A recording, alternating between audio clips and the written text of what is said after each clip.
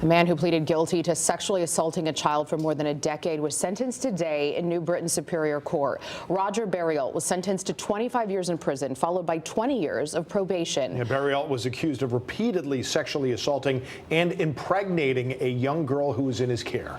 Fox 61's Alicia Hercules was in the courtroom, and she heard some new statements from the victim.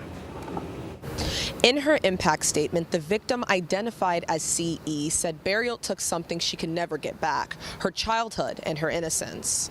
This is not a joyful moment for her. It's not one of victory. It's one of conclusion for sure. Nate Baber, CE's attorney, says they are glad to see the man responsible for so much pain be put behind bars. It feels like justice has been done for so long and hasn't, whether it's different agencies within the state of Connecticut that have let her down, her family members that have let her down, his family members.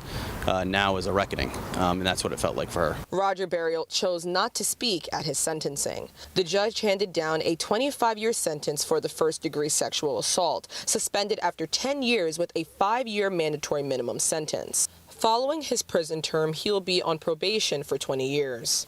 Prosecutors say the abuse began when CE was 8 or 9 years old and ended when she was 19 or 20.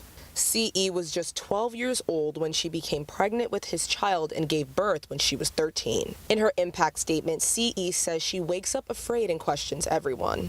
She says at such a young age she wasn't ready to be a mother, but Barriault chose to ignore that she was a child.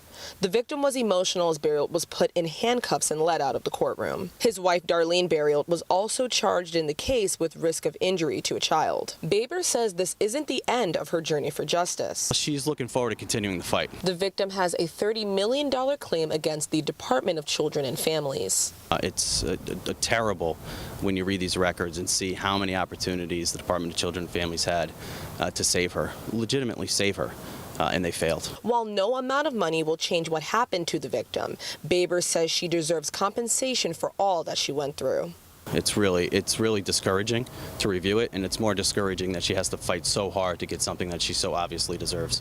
Baber says a hearing for the victim's claim against DCF will be held in February of next year. In New Britain, Alicia Hercules, Fox 61.